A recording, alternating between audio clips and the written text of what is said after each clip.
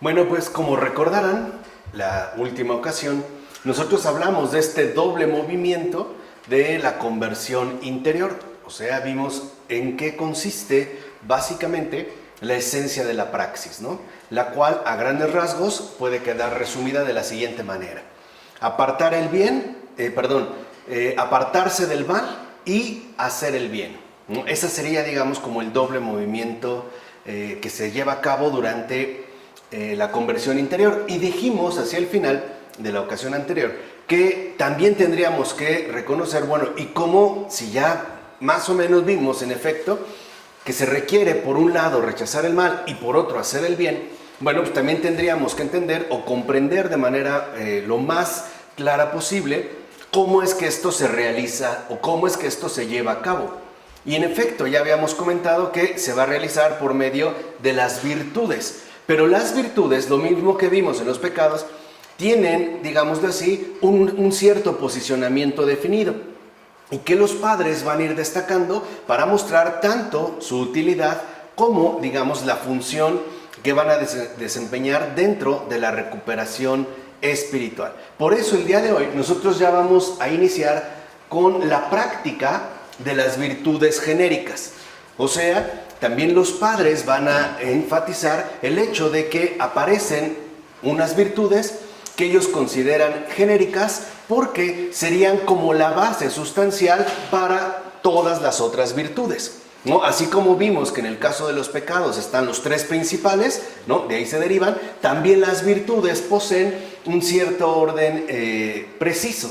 Y lo primero que podemos decir es, puesto que todas las pasiones se derivan de la enfermedad de las tres principales potencias del alma humana, ya dijimos, ¿no? Intelectual, desiderativa, volitiva, en tanto perversión de sus respectivas funciones, la terapéutica espiritual, entonces tendrá que consistir en poner de nuevo en orden estas potencias.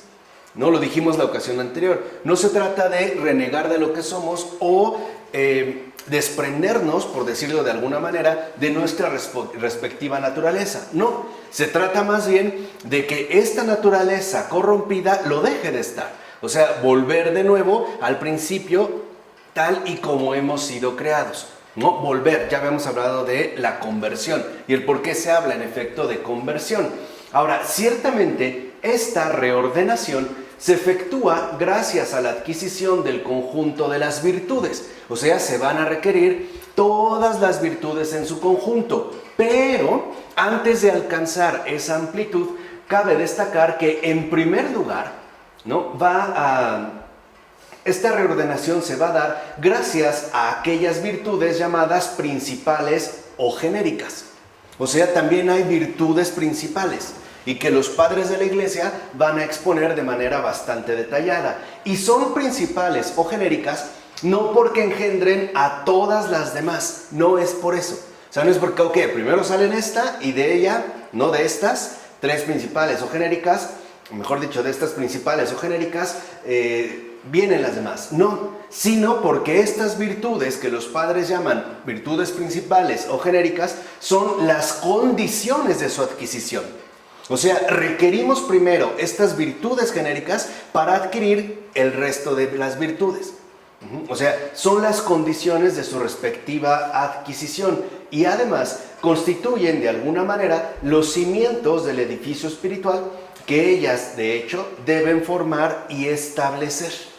Entonces, las virtudes genéricas son los cimientos del edificio espiritual que en efecto ellas deben de sostener, ¿no? Y que deben en efecto de establecer con firmeza. Son los principios, pues, de la vida espiritual. Por eso se le conoce como virtudes principales, en tanto apelan a los principios. Y también porque estas virtudes genéricas son las que constituyen las condiciones de adquisición de la vida virtuosa, ¿no? Serían las bases, pues, de lo que llamaríamos vida virtuosa. Así pues, la curación de la parte desiderativa del alma, por ejemplo, ¿no? La parte desiderativa del alma comienza, decimos, su curación por realizarse con la virtud de la temperancia. Fíjense, o sea, primero, digamos, la condición de adquisición de la vida virtuosa, de acuerdo con la parte desiderativa, comienza con la temperancia, que también traducimos por templanza, ¿vale? Aquí también se le llama temperancia. Ahora, de la parte agresiva o irasciva, con la virtud de la valentía, y de la parte racional, con la virtud de la prudencia. Entonces, si el alma, ¿no?, de acuerdo a los padres, está constituida por sus tres potencias principales, a cada una de estas potencias le corresponde su virtud principal, ¿no? Como dijimos, para la desiderativa, la templanza; para la irascible, la valentía; y finalmente, para la parte intelectual, la prudencia. Y usualmente es muy común que a estas tres virtudes genéricas, temperancia, valentía y prudencia, los padres suelan añadir una cuarta, y es la justicia. También para los padres, la justicia a menudo aparecerá como una cuarta virtud genérica o principal.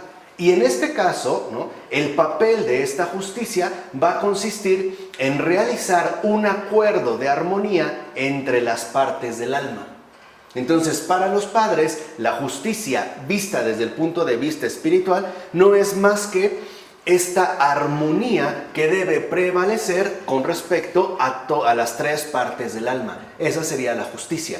Realización de la armonía en las partes del alma. Así, lo que ahorita vamos nosotros a realizar es un recorrido por estas tres virtudes generales, ¿no?, siempre en relación con la parte del alma a la cual se refieren, ¿no? Así empezamos, por ejemplo, con la templanza.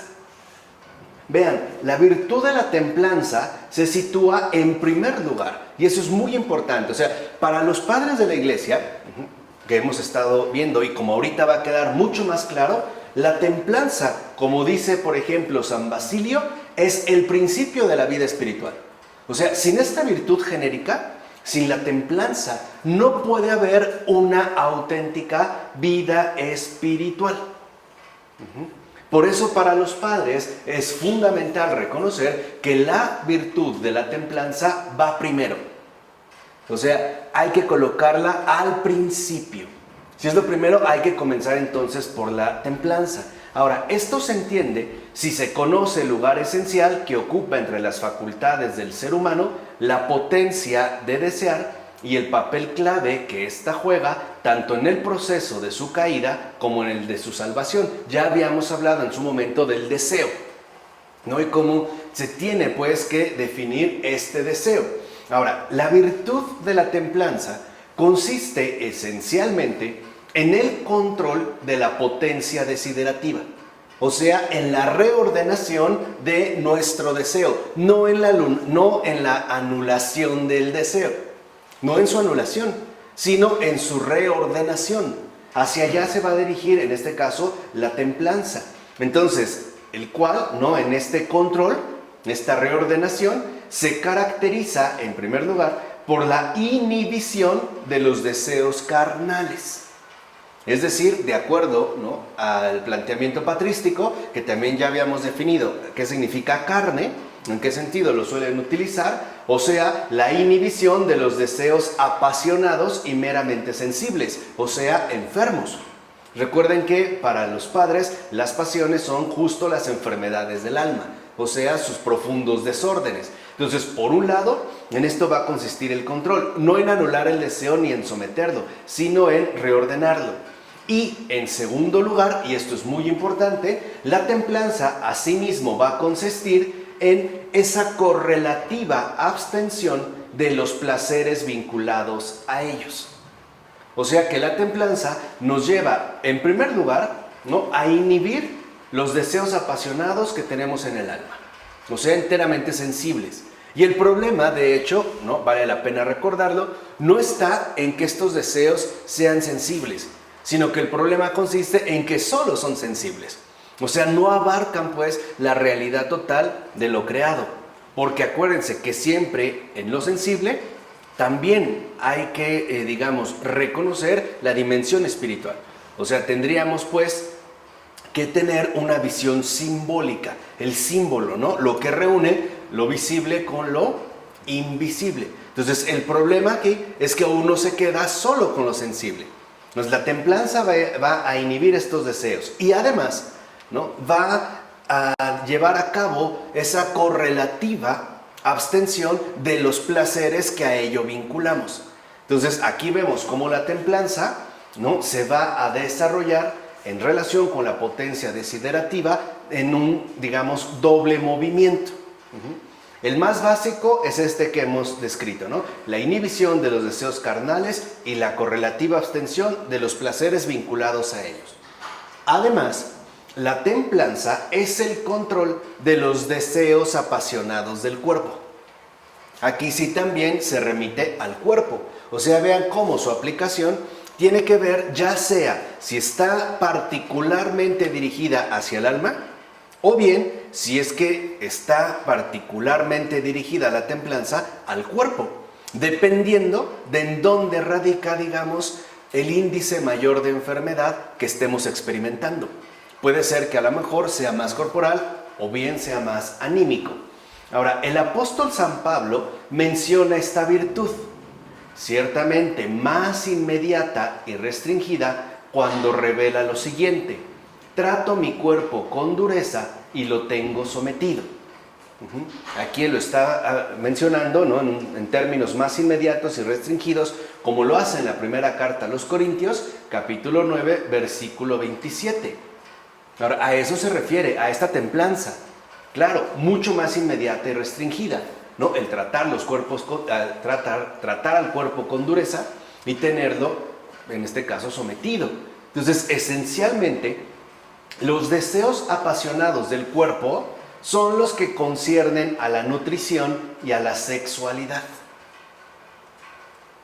O sea, el cuerpo posee sus deseos apasionados en relación con la nutrición y la sexualidad, que de hecho, como vimos ya, ¿no?, van a dar pie a las pasiones de la gastrimargía y de la lujuria. Pero también tiene que ver estos deseos del cuerpo con aquellos que implican única y exclusivamente los sentidos. Por poner un ejemplo, si yo veo un cuerpo femenino desnudo y yo siento placer ante ello por lo que me produce esta imagen, ahí puedo encontrar un desorden, o sea, un deseo apasionado, porque yo podría incluso ver este cuerpo desnudo y no obstante reconocer en ello una criatura más de Dios. ¿Se entiende? O sea, no habría por qué anularlo. Esto a veces en el arte es muy característico, ¿no?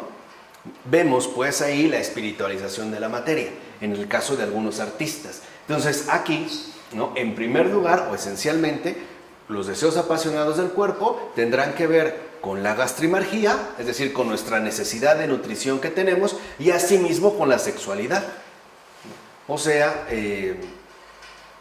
con la necesidad de reproducción carnal que asimismo pues, nos caracteriza humanamente hablando, ¿no? Teníamos pues que realizar esta reproducción. Ahora, no obstante, ¿no?, a pesar de que en efecto el apóstol Pablo lo menciona en un sentido muy particular, la templanza está lejos de limitarse a la esfera corporal. O sea, no solamente se remite a el trato severo del cuerpo. Por ejemplo, haciendo ayunos prolongados o ejercitándose duramente en la castidad. No solamente se limita a ello. Es más, entendida en sentido amplio, ahorita que estamos hablando de la templanza, esta es además el dominio de los deseos apasionados del alma que entran en composición de casi todas las demás pasiones. Aquí vemos entonces la verdadera relevancia que tiene. No solo se trata, ¿no?, de, digamos, someter los deseos apasionados del cuerpo, sino que además se refiere a ese dominio de los deseos apasionados del alma, que en efecto entrarán en juego en casi todas las demás pasiones. Porque recuerden que lo que nutre la pasión pues, es el deseo que éste despierta en nosotros a partir del cebo del placer que supuestamente vamos a adquirir o que en efecto vamos a adquirir. Por eso San Juan Crisóstomo enseñará que la templanza consiste en no dejarse arrastrar por ninguna pasión. O sea, para San Juan Crisóstomo, la templanza consiste en tener un dominio sobre las pasiones, en no dejarse arrastrar servilmente por ellas, ¿no? O dicho quizá de un modo más tajante, la templanza nos conduce a no ser esclavos del pecado, sin oponerle ningún tipo de resistencia. ¿Se entiende? O sea, este es digamos como la reordenación. Por eso San Juan Crisóstomo va a insistir en que la templanza consiste en no dejarse arrastrar por ninguna pasión, o sea, por ningún desorden, sino tener más bien como un predominio fundamental sobre estas pasiones. O sea, mantener pues la libertad que el Señor nos ha concedido. ¿Vale? ¿Entiende? Por consiguiente, podemos afirmar también con San Hermas que la templanza consiste en abstenerse de todo deseo perverso. Fíjense, ahí está la clave. La templanza no significa abstenerme de todo deseo así a secas. No, dijimos, abstenerse, no dejarse arrastrar por ningún deseo apasionado. Es decir, enfermo. Y es en el sentido en el que lo expresa San Hermas. O sea, el hecho de no involucrarnos con ningún tipo de deseo perverso. Abstenerse de ello. Eso significa justamente la templanza. Ahora, correlativamente, la templanza consiste en abstenerse de los placeres irracionales. O sea, de los placeres sensibles que van ligados a los deseos apasionados y por lo tanto enfermizos. De eso es de lo que nos abstenemos. De los deseos perversos, que como aquí hemos mencionado, en primer lugar, tienen que ver con esos placeres irracionales que en efecto están como enfocados únicamente en los placeres sensibles, y de ahí es donde brotaría su carácter enfermizo. Entonces, no se trata de anular el deseo, la templanza no hace eso. La templanza nos ayuda a abstenernos de todo deseo apasionado, o sea, el no desear el mal, ni el placer que nos sugiere. No caer pues en la trampa o en la tentación, por muy sugerente que ésta resulte. Por eso esa es la base. Si lo ven entonces, la templanza nos va a ayudar en general a abstenernos de todo mal, a no ser cómplices de las pasiones, a mantener pues a raya estas determinadas influencias. Por eso San Basilio aconseja lo siguiente. Vean de qué habla San Basilio. En cuanto a las pasiones del alma, ¿no? Que dijimos que son las más relevantes, no solamente las pasiones del cuerpo, en cuanto a las pasiones del alma, solo se puede asignar una medida a la templanza.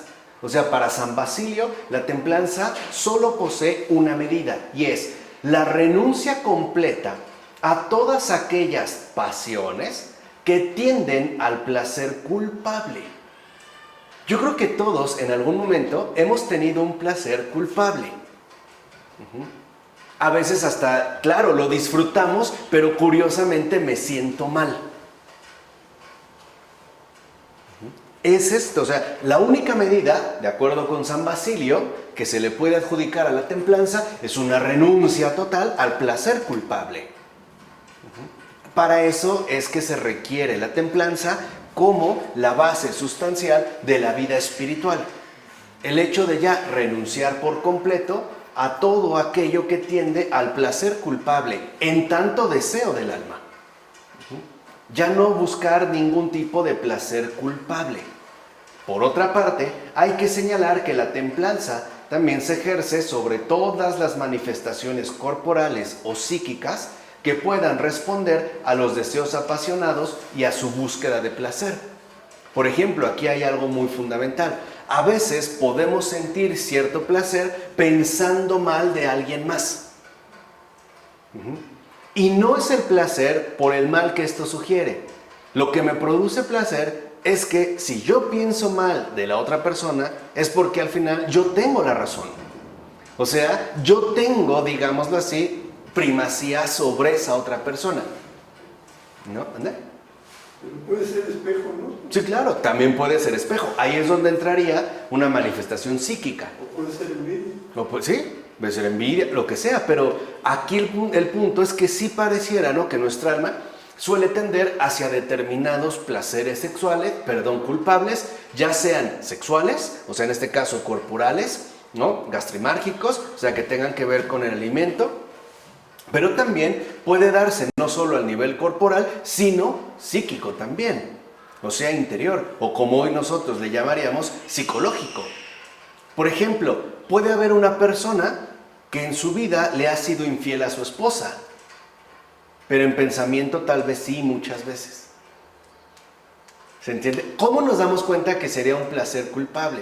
Porque no es algo que expresaríamos abiertamente, sino que tenderíamos, ¿no?, a mantenerlo escondido. Vean esto que estoy diciendo cuando veamos el papel fundamental que adquiere el padre espiritual. Pero ¿por qué es culpable? Porque lo buscamos hacer incluso en secreto o que nadie más se entere. Es algo que guardamos, digamos, como en una intimidad inaccesible, al menos para los demás. Y lo queremos conservar como algo propio, ¿no? Hoy a lo mejor la expresión más cercana es cuando alguien habla de su dark side, ¿no? Tiene su lado oscuro que no todos conocen, ¿no? Lo tiene ahí como guardado, como de cierta manera secreto. Pero en efecto, hacia lo que se refiere es que esta templanza también hay que ejercerla no solo sobre la dimensión corporal, que claro, sería la más inmediata o la más evidente, sino sobre, ¿no?, la dimensión interior. O sea, en este caso, ¿no?, sobre el funcionamiento mismo de nuestra alma. Así pues, la templanza apunta a dominar los impulsos del cuerpo.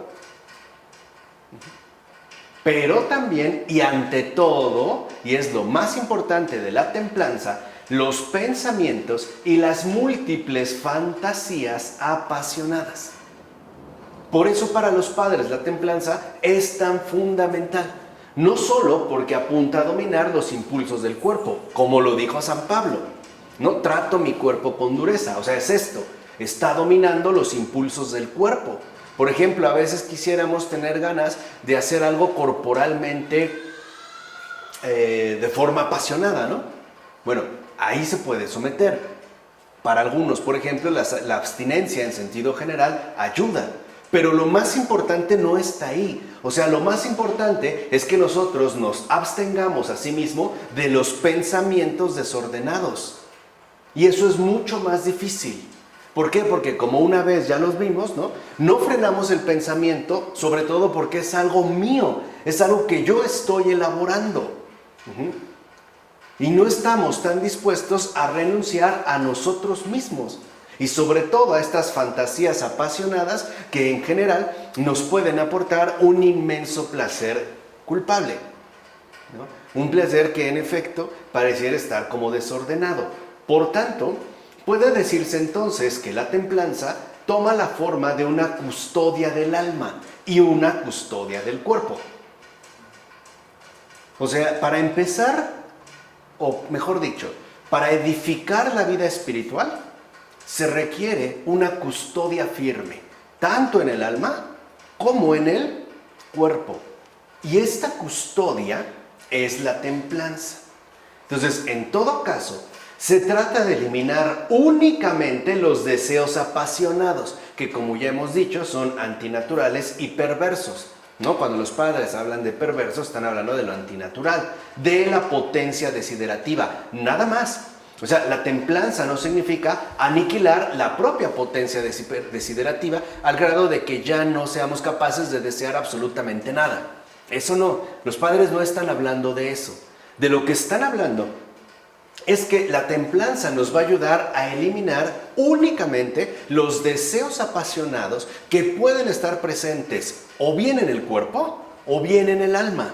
O si lo quieren ver quizá en términos más accesibles, la templanza nos va a ayudar a rechazar, ¿no?, a eliminar todo aquel desorden que pueda manifestarse visiblemente, por ejemplo, a través del cuerpo, o bien invisiblemente, por ejemplo, en el alma. O sea, funciona tanto para lo visible como para lo invisible, ¿no? Tanto para lo exterior como para lo interior. Ahora bien, fíjense, Abstenerse del placer, como ahorita lo hemos mencionado, tampoco significa renunciar a todo gozo. No es eso. O sea, ¿por qué? Porque nuestra realidad también es sensible. ¿O qué acaso no hemos tenido gozos sanos? ¿O no? Sí. Por ejemplo, abrazar a la persona que amas te genera un gozo. Abrazar a la persona que violas te genera un placer culpable. ¿Se entiende? O sea, son cuestiones distintas. Acariciar a una persona en una relación sincera y abierta de amor es un gozo. Manosear a otra persona, ¿no?, abusando de ella, no lo es. ¿Se entiende? O sea, el Señor no quiere que perdamos de vista esto. Es parte constitutiva de lo que somos. También poseemos una realidad sensible. ¿O qué no es evidente en la experiencia criatural que tenemos de manera ordinaria? ¿Por qué las frutas tienen olor por lo regular? ¿Por qué tienen sabor? ¿Por qué tienen color? ¿Por qué tienen aroma? ¿Por qué los paisajes tienen esas tonalidades? Porque también están dirigidas al gozo que vamos a experimentar en ello. O sea, Dios no ha hecho su creación insípida, ¿no? La ha hecho también con este gozo proporcionado a nosotros, ¿no?, o dirigido hacia nosotros. Piensa en todas las texturas. Qué agradable es, por ejemplo, aunque hoy quizá parece cada día más difícil, pero qué agradable es degustar una fruta real, que hoy le llaman orgánica, como si fuera especial. No tiene nada de especial, es una manzana común y corriente, es real. O sea, sin ningún tipo de ingrediente ajeno a su desarrollo. Nada más que le dicen orgánico, que yo a veces estoy tentado a pensar que llamarle orgánico es una especie como de astucia de marketing, ¿no?, para darle una prioridad mayor y por lo tanto incrementar los precios. Que por cierto, comer hoy en día orgánico es carísimo. O sea, comer real es caro. Comer basura es barato. Es extraño, ¿no?, a lo que hemos llegado. Les digo que este mundo está como con las patas para arriba, ¿no? Está puesto patas para arriba. Pero una manzana es increíble percibir el sabor que posee. O la vainilla. Aquí en Veracruz, que es muy buena la vainilla, tiene un sabor impresionante. O el azafrán, quizá, ¿no?, del Medio Oriente. ¿Qué sé yo? La cebolla. El sabor, el ajo. O sea, todo esto combinado, lo que tenemos, por supuesto que el Señor nos lo ofrece. Pero nos lo ofrece para obtener este gozo. O sea que, en pocas palabras, abstenerse del placer, como dijimos, no significa renunciar a todo gozo, sino abstenerse únicamente del placer desordenado que es producido por la tendencia meramente sensible. Imagínate una relación sexual sin este gozo sano. Sería espantosa, ¿no?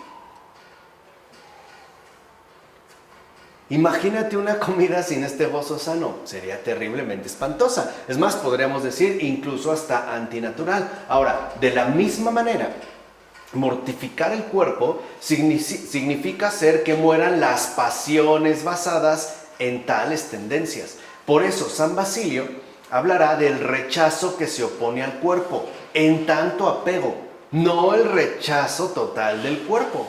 Esa sería una cosa muy distinta. Así pues, este rechazo, fíjense, este rechazo que se opone al cuerpo, y que es del que habla San Basilio, no significa ignorarlo ni despreciarlo, no, sino llevar a cabo el rechazo del apego apasionado que el cuerpo suele exigir. Eso sí. O sea, en pocas palabras, en este caso en particular, este rechazo que se pone al cuerpo no significa, ok, lo vamos entonces a despreciar completamente hasta destruirlo. No, de lo que sí se trata es de rechazar ese apego apasionado, es decir, desordenado, que el cuerpo en efecto suele exigir. Porque seamos sinceros, el cuerpo es muy, muy exigente. Lo podemos ver sobre todo al acostarnos. Si la superficie sobre la que nos recostamos no es de nuestro agrado, el cuerpo se niega a descansar. No sé si te ha ocurrido. O no sé si te ha ocurrido que duermes en casa ajena o en una cama que no es la tuya.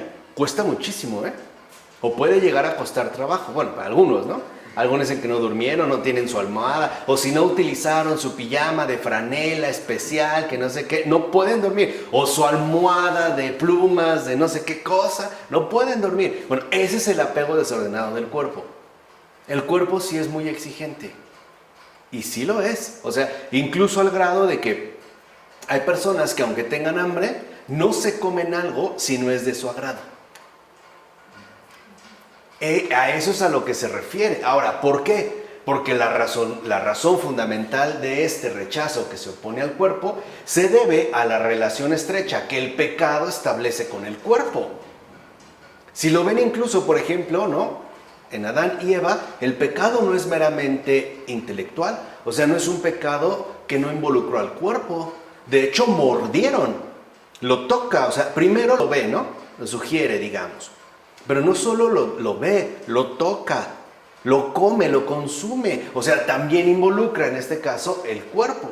Por eso el mismo San Basilio explicará lo siguiente: la templanza es la destrucción del pecado. Por supuesto en carne propia, porque la abstención no es para los demás, es para mí. Ahí es donde podemos encontrar, digamos, la verdadera importancia que tiene esta templanza. Porque, a final de cuentas, la templanza en efecto apunta a la destrucción del pecado, pero no en los demás, sino en mí. Es la destrucción del pecado en carne propia. O sea, dice San Basilio, es la aniquilación de las pasiones, es decir, la mortificación del cuerpo hasta en sus apetitos y sus deseos. Y por tanto, es el principio de la vida espiritual, pues rompe en ella el aguijón de la voluptuosidad. Ahora, ¿qué se entiende por voluptuosidad? Pues la relación placentera del cuerpo con el pecado. Que en efecto también se involucra a través del cuerpo. Por eso alguien, por ejemplo, como San Francisco de Asís, ¿no?, y las órdenes religiosas lo tienen muy presente, en efecto buscan la manera de aniquilar esa relación placentera del cuerpo con el pecado, ¿no? San Francisco de Asís utilizará, ¿no?, una tela bastante áspera para que estuviera su cuerpo incomodado de manera permanente. O el dormir, ¿no? Antiguamente era mucho, por ejemplo, de los monjes en el desierto de los primeros anacoretas, dormir en suelo duro y tener como almohada una piedra. Inténtalo tú y vas a ver. Incluso el dolorazo de cabeza que tendrás, ¿no?, al otro día, o la postura, o te duele la espalda. O sea, ¿pero por qué? Porque al mortificar, digamos, de esta manera, el cuerpo, se busca quitarle el aguijón a la voluptuosidad. De tal forma que entonces lo que se pretende es que mi cuerpo ya no esté exigiendo desordenadamente este placer. Y no es por el placer en sí, sino, y es lo que añade San Basilio, hay que entenderlo, es porque el placer es en efecto el gran cebo del alma que nos vuelve a nosotros los humanos tan inclinados al pecado. De hecho, el pecado por sí mismo, vamos a hablar de esta manera, ¿no? El pecado desnudo nos resulta repelente. No lo soportaríamos, lo rechazaríamos. El pecado en sí mismo nos resultaría inaceptable. Bueno, para que podamos entonces acceder al pecado, tiene que haber un estímulo que nos resulte irresistible. ¿Cuál es este estímulo? Pues el placer. Digamos que en este caso el maligno tiene una caña de pescar y para que agarre a su presa le va a poner un cebo, como se hace, ¿no?, en la pesca. Este cebo es el placer y lo que a nosotros nos atrae es el placer. Por ejemplo, en Adán y Eva, el placer de ser como Dios, aunque la serpiente dice seréis como dioses, ¿no? O sea, seréis paganos, ¿no? Pero eso es lo que atrapa, porque el pecado en sí mismo no es nada placentero. A ver, quizá una imagen un poco extraña, pero que vale la pena recuperar aquí, es la imagen placentera que se ha solido difundir, sobre todo en la época reciente, del infierno como incluso algo placentero, como una enorme pachanga donde uno se la pasa re bien, alejado de Dios, pero en fiesta, ¿no? Ese es un poco lo que quiero que perciban. El pecado en sí mismo es repulsivo. Bueno, para que no nos resulte de esta manera, el punto está en envolverlo en un estimulante que nos resulte muy irresistible. Y en este caso va a ser el placer. ¿Se entiende? ¿Entiende esto? ¿Sí? Ahora, es un placer por medio del cual el alma es atraída hacia la muerte como por un anzuelo. Ahora, si no nos dejamos debilitar por el placer, ni nos doblamos bajo su yugo, escapamos entonces, gracias a la templanza, de todo pecado. Ahora queda claro. Lo importante, ¿no?, al oponerse al placer apasionado, no es vencer al placer, no es eso. Es no llegar finalmente ¿al qué? Al pecado.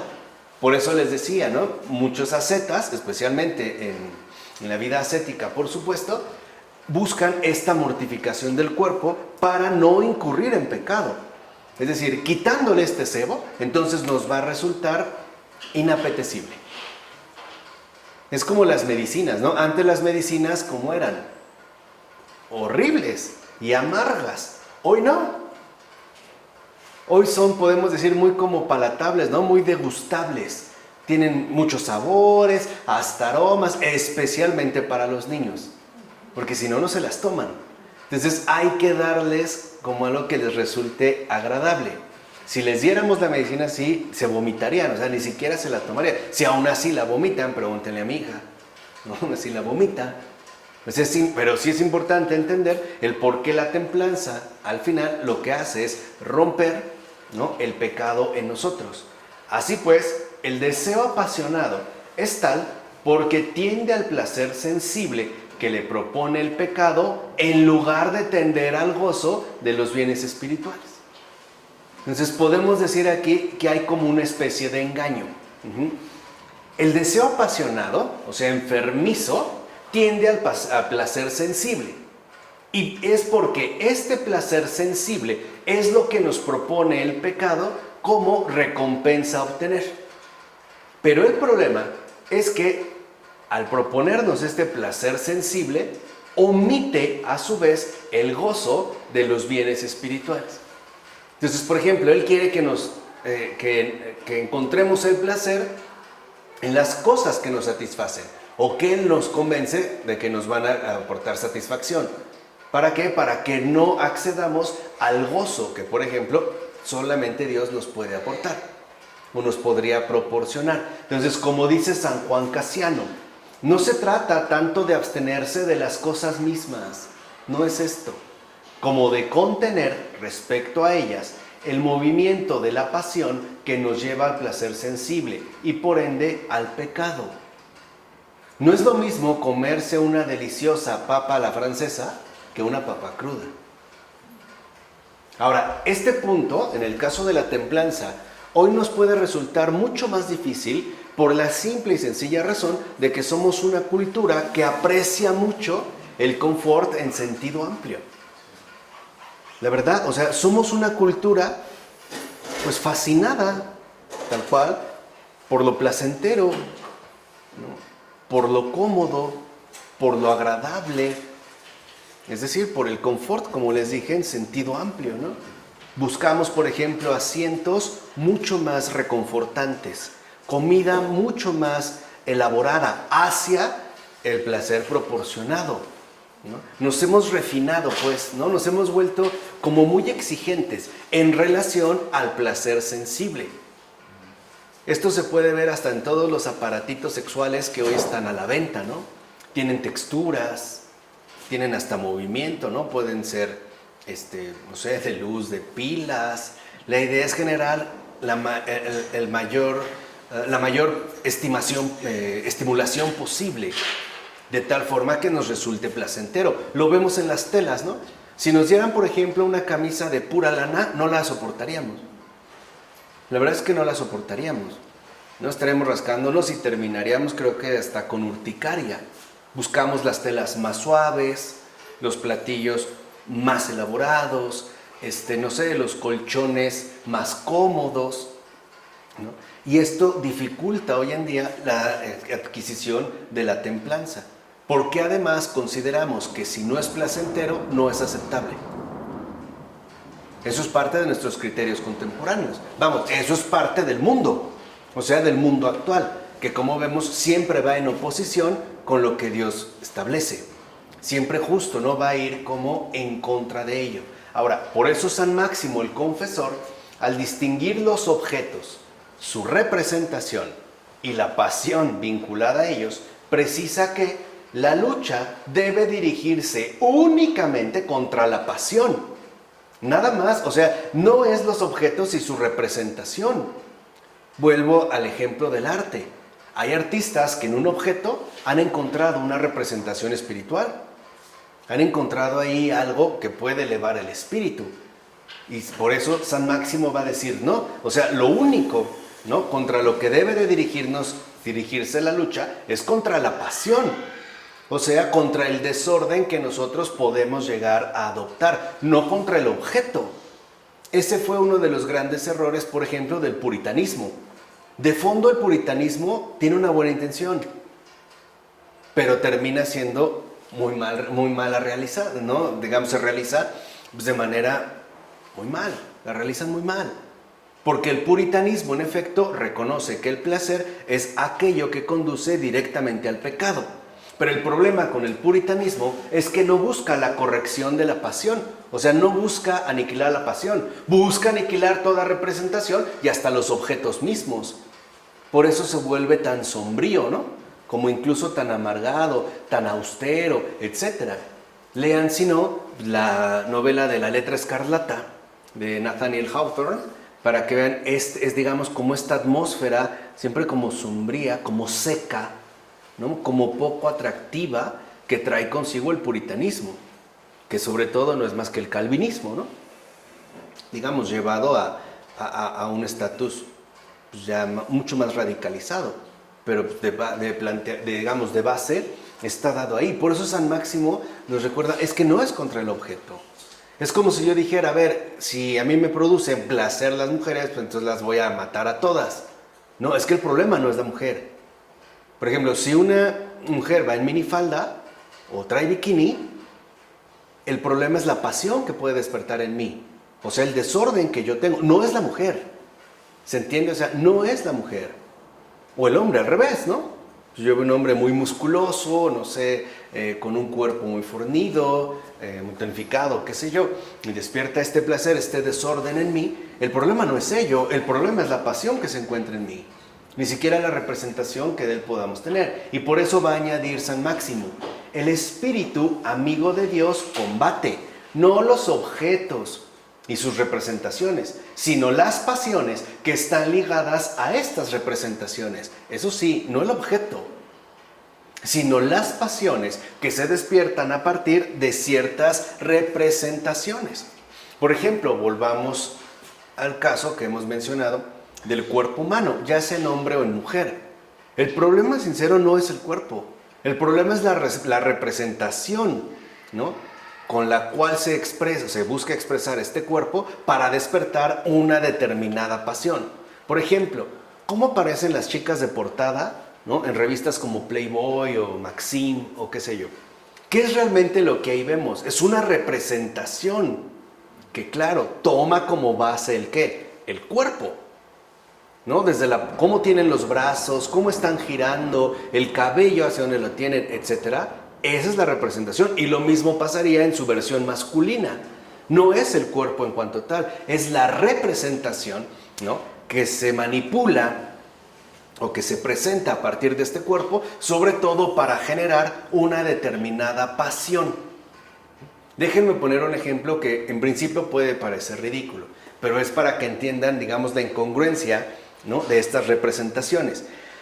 Si quizá yo fuera de repente en la calle y me detuviera en un puesto de periódicos y comprara una de estas revistas de Playboy, ¿no?, y yo dijera, wow, así quiero una mujer, exactamente así, o sea, tal y como esta representación, ¿no?, me lo sugiere, quizá bastaría con andar un día en la Ciudad de México en el metro para acabar bien deprimido y decepcionado. No encontré el objeto de mi representación. Y quizá llegando a casa me sentiría doblemente deprimido y frustrado. Y la culpa no es de mi esposa, es por la pasión que despierta en mí esta representación, no el cuerpo en sí, ¿se entiende? Por eso San Máximo insiste que este combate es contra las pasiones, no contra los objetos. Por tanto, cabe precisar que, en todo caso, Lo que constituye la templanza es la ausencia de apego a los objetos. Y más aún, la ausencia de pasión frente a su representación engañosamente placentera. Ese es el ejemplo de la revista que yo les puse. Hoy tenemos, ¿no?, la fantástica herramienta llamada Photoshop y muchos otros programas de este tipo, que justo lo que buscan es una representación engañosamente placentera. Tan engañosa que al final termina no siendo real. No sé si les ha pasado, incluso, no sé, en el área de las comidas rápidas. Si vamos a un McDonald's, un Burger King, ¿no?, y tratamos de escoger qué vamos a comer en los combos que nos ofrecen, la representación engañosamente placentera es evidente, ¿no? La hamburguesa parece deliciosísima, la carne parece chorrear jugo, ¿no? Bueno, la lechuga parece que la acaban de lavar, ¿no?, con agua purificada y no sé qué, y el jitomate. Cuando nos entregan el producto, no tiene nada que ver con esa representación. ¿Y saben qué es lo peor? Que no decimos nada. ¿Por qué me la como? ¿Por qué no reclamo? ¿Por qué no digo, qué tiene que ver, no, esto que me ofreces con esta representación que de entrada hizo, ¿no?, que yo sintiera, digamos, un apego o una preferencia por este producto? Porque al parecer nos gusta que nos engañen, ¿no? Hemos llegado quizá al punto donde le damos más peso a esa representación engañosamente placentera que a la cosa en sí misma. ¿Por qué? Porque esta representación engañosamente placentera pues va de la mano en tanto producto de nuestra fantasía. O sea, nos gusta movernos dentro de estas ciertas fantasías. Nos gusta mucho fantasear. Nos gusta que las cosas aparezcan como en realidad no son. Esto se ve muy bien en el campo de la publicidad. O no sé si han visto ahora tutoriales en YouTube de mujeres, sobre todo en China, que se transforman, ¿no? Y te enseñan cómo aparece y de repente va para atrás todo lo que se van quitando y se ponen hasta cintas por acá, se alegan el maquillaje, o sea, terminan siendo totalmente distintas. Uno las ve e impresionan, claro, porque es una representación engañosamente placentera. Pero el encanto se acaba cuando nos muestran cómo son en realidad. Por eso preferimos fantasear. ¿Se entiende? O sea, esto es algo delicado. Porque hoy, al parecer, preferimos la fantasía, es decir, la irrealidad, a la realidad. Hay personas que prefieren ya, por ejemplo, el mundo virtual, o tener una relación con una relación sexual utilizando un simulador y un casco, ¿no?, igual de generador de realidad virtual, a estar pues, en contacto con otra persona. Ahí es donde entraría pues el papel de la fantasía. Por eso, como afirma San Máximo, no tener ningún apego a los objetos es bueno. ¿Está bien? Pero permanecer sin pasión, o sea, sin desorden, ¿no?, sin ese desorden enfermizo ante sus representaciones, es mucho mejor.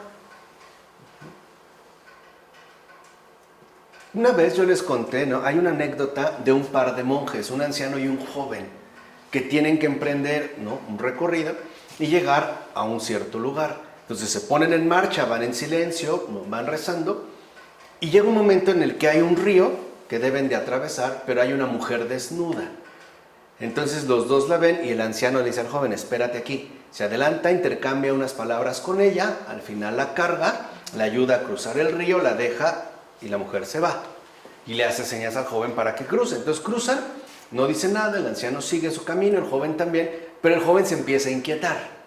Entonces, pasada media hora, ya no soporta, rompe el silencio y le dice al anciano, padre.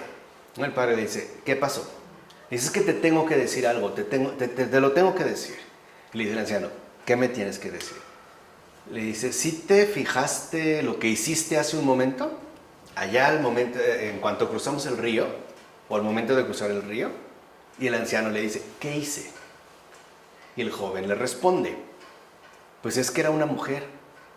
Y pues estaba desnuda y la tocaste, la abrazaste, o sea, la tomaste en tus brazos, ¿no? Y pues tuviste cercanía, contacto con ella. Y el anciano empieza a sonreír y le dice, a ver, eso pasó hace media hora. Yo nada más le ayudé en una necesidad para cruzar un río. yo la dejé y se fue. Tú ni la tocaste y no la has soltado. ¿Por qué no la dejas ir ya? Es esto de lo que está hablando San Máximo. El joven monje ni siquiera tocó el objeto, pero en su representación ya está enredado. ¿Se entiende? O sea, por eso lo importante es, claro, puedo no tener apego a los objetos, pero carecer de esa pasión que puede darse en la representación es mucho mejor. Entonces, en síntesis, puede decirse que el principio de la templanza consiste en no tener como meta el placer conseguido al utilizar las cosas. No es la meta. La templanza, pues, desliga el deseo del placer sensible en el alma y la libera de sus implicaciones patológicas. Ese sería como el principio, que nuestra meta no solo consista en el placer que vamos a obtener al utilizar las cosas y por supuesto también a las personas. Veamos como en un sentido bastante claro. Puede haber una persona que se case para experimentar el placer sexual o el placer de estar acompañado, o de que alguien le atienda, o de que alguien le sirva, o de que alguien le cumpla sus caprichos, qué sé yo. Puede hacerlo buscando ese fin, pero entonces estaríamos objetualizando a la persona, ¿no?, con la que queremos estar. En cambio, puede ser que alguien se case, cosa que estoy suponiendo es muy rara, ¿no?, pero puede ser que alguien se case con el fin de servir a esa persona, o hacerla feliz, no obtener placer. ¿Se entiende? Esta es como la diferencia sustancial. Puede parecer un matiz irrelevante, pero de verdad es muy importante. O sea, por ejemplo, cuando uno se dedica a servir, uno no piensa en el placer que en ello obtiene, sino en el gozo que eso le aporta. ¿Por qué? Porque se trata al final de un servicio más bien espiritual, ¿no? Es como usualmente las madres mexicanas, ¿no? Sirven de comer a todos y ellas comen hasta el último, y a veces hasta solas. ¿No? Ya todos comieron y ya se sienta a sentar, ¿no? Solita, ¿no? Tortilla y platica y no se ve amargada. ¿Por qué? Porque su meta no es obtener placer. Su meta, en efecto, es servir. Y ahí lo que encontramos no es un placer, es un gozo. ¿Se entiende? O sea, este es como el punto fundamental. Porque el placer puede ser, como dijimos, culpable. El gozo no. Un gozo es un placer sano, pues natural, normal. Eso sería justamente lo común. Por ejemplo, puede haber alguien que estudie ginecología para obtener placer a través del contacto con el cuerpo femenino. O urología, ¿no? Para tener placer al momento del contacto con el cuerpo masculino. Puede haber alguien que realmente lo estudie porque lo que quiere es servir, lo que quiere es ayudar. El placer ya ni siquiera lo toma en cuenta. Y eso, sinceramente, lo hacemos cuando amamos, por ejemplo. Cuando realmente estamos convencidos de lo que estamos dispuestos a realizar. O sea, cuando no hay como un interés de por medio, ¿no? Hay quienes a lo mejor hacen algo obteniendo el placer del reconocimiento. Hay quienes lo hacen porque eso es lo que hacen y ya. No están buscando en un fin particular, mucho menos en este caso en relación con el placer. Ahora, pero esto no constituye en absoluto ni un fin en sí mismo, ni el objetivo fundamental y último de la templanza, ya que su primer propósito apunta a dominar el deseo, o sea, recuperar su control por medio de someterlo a la razón a través de regularlo y controlarlo. O sea, dicho de otra manera, se trata, ¿no?, con la templanza, de reorientar nuestro deseo, canalizándolo definitivamente hacia Dios. Y esta es como la gran diferencia. Por eso San Clemente de Alejandría precisa que la templanza solo es virtuosa en la medida en que la inspira el amor a Dios. No una supuesta autoexaltación de lo que soy capaz de hacer. Por ejemplo, prescindir de los objetos, como ocurría en el caso de los estoicos.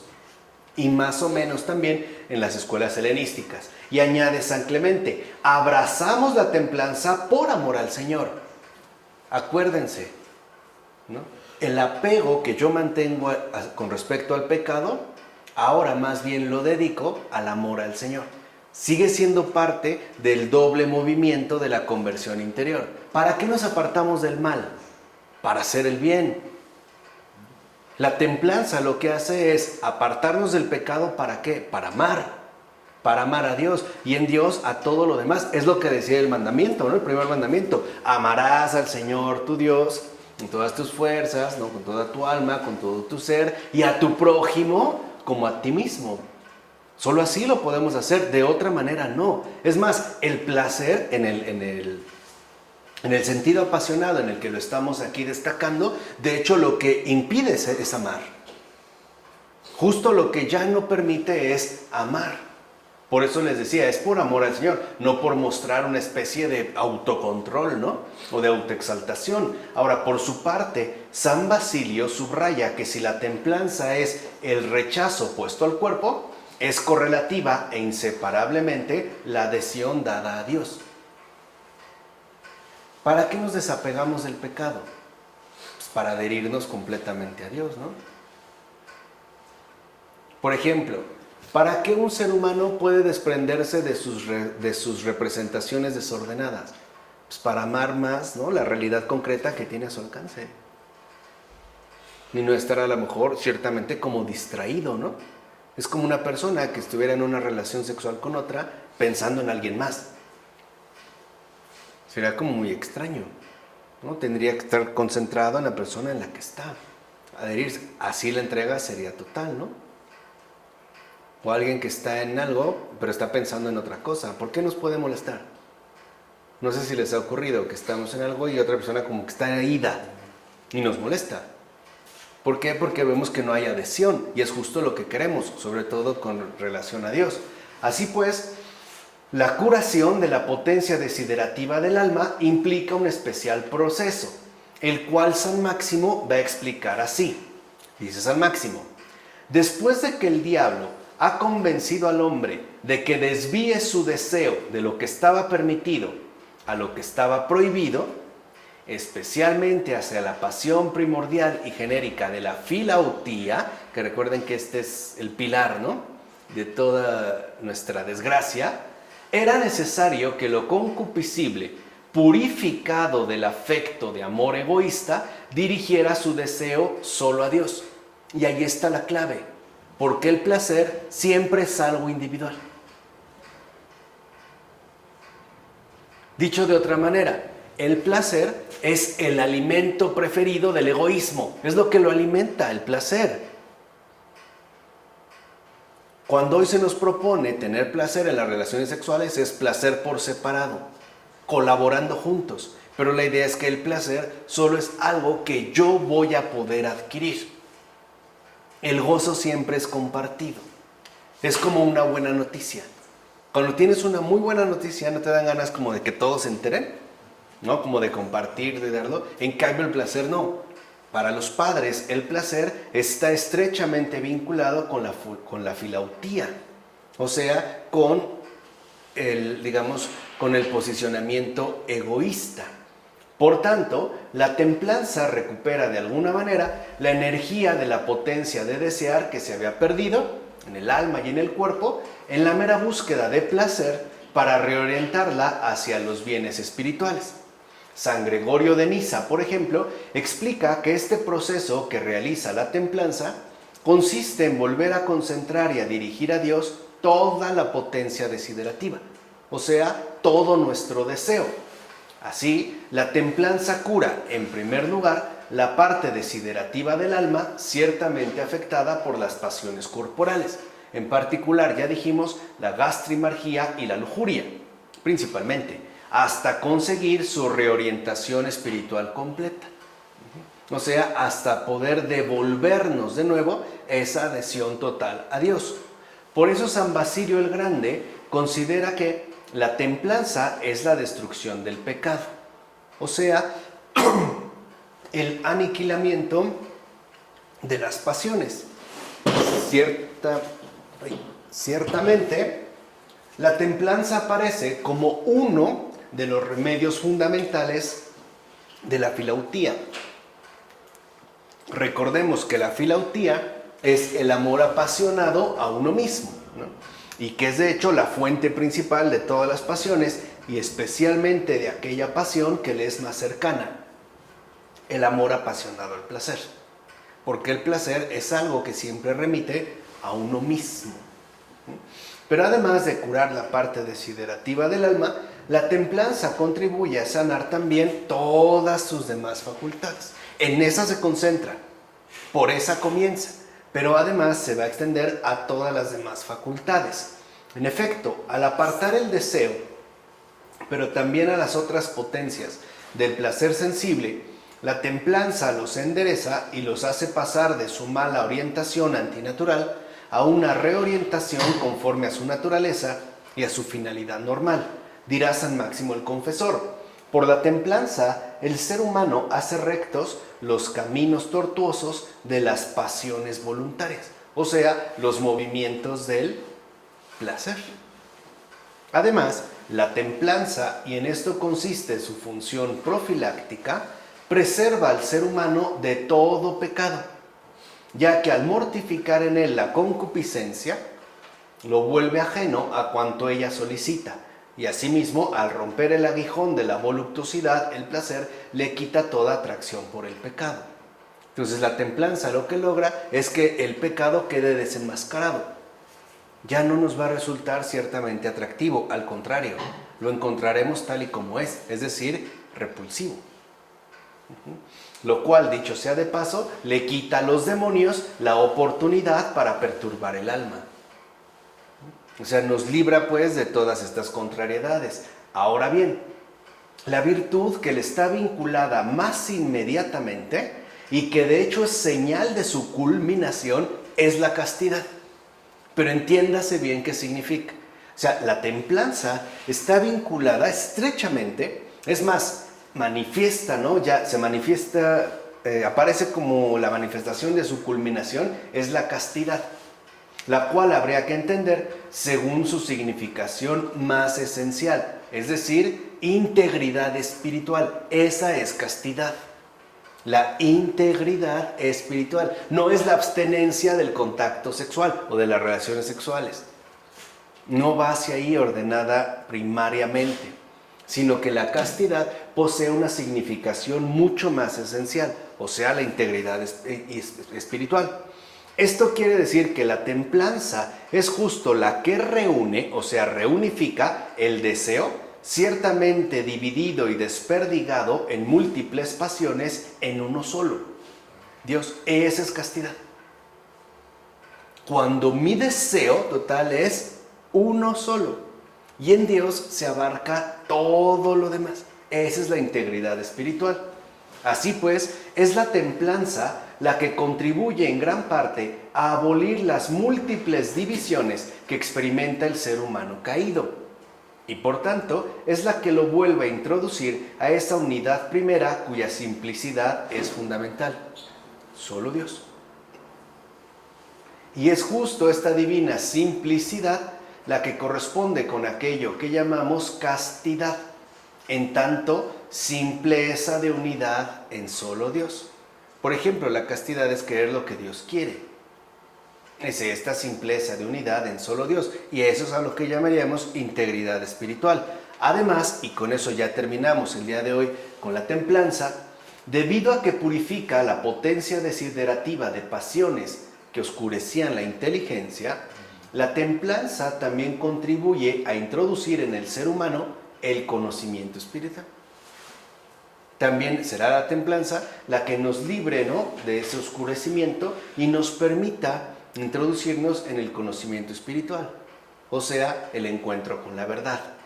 Clemente de Alejandría va a considerar que es la templanza el fundamento del conocimiento de Dios, porque es lo que nos devuelve integridad.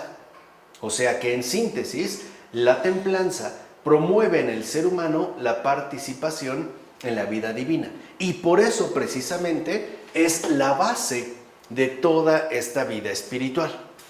O de la vida espiritual que estamos llamados a adquirir. Entonces, por un lado, ¿no?, la abstención de los placeres culposos, ¿no?, de estos placeres culpables, y más bien la adhesión a ese gozo que Dios mismo nos está ofreciendo.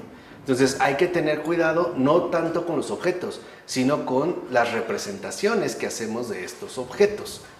porque esa representación es justo el estímulo que nos va a llevar a la pasión. Y la pasión, en todo caso, es atraída por el placer, puesto que el placer es el anzuelo que nos va a conducir finalmente al pecado. Hay una secuencia. Lo que hace la templanza es quebrantar esta secuencia de raíz. Vamos a decirlo así, ¿no? La aniquila desde su propio fundamento. ¿Estamos? Bueno, vamos a dejarla hasta aquí. En nombre del Padre, del Hijo, del Espíritu Santo. Amén.